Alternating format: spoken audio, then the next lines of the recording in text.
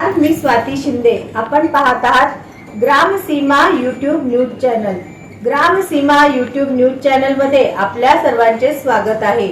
Gramseema YouTube news चॅनलला like करा, share करा, सबस्क्राइब करा। राजअण्णा शिरसिल्वा जिल्ह्यामध्ये कामगार सेनेच्या समस्या ग्रामसीमा एडिटर एकनाथजी दुस्सा यांनी भेट देऊन समस्या जाणून घेतल्या।